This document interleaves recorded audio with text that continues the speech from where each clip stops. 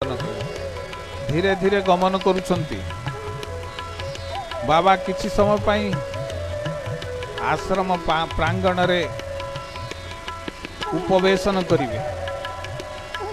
जदि कौनसी भक्त नवागंतुक साधु कई सन्यासी आसी थांती तांको सहित मधुर आलाप करंती। एबे देखंतु बाबा महोदय भोजन उपरांत आम्र कुंजर निघंच छाया तृण शज्या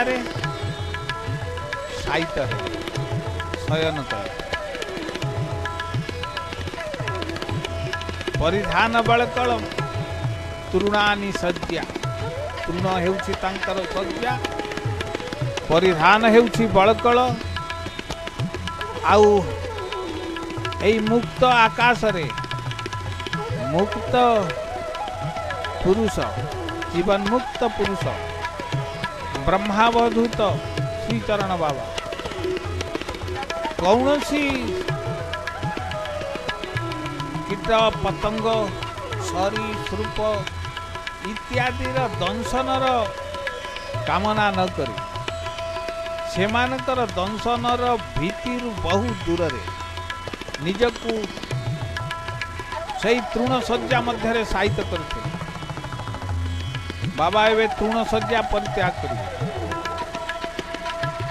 आस्ते आस्ते गात्र उत्थान करुछंती।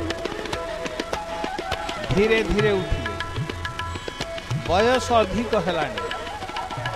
युवक भली समर्थवान व्यक्ति भली हठात बिछणारू उठी पारंती नहीं। बाबा शरीर अधिक ही बयस ही जाइछि, शक्ति कमी जाउछि।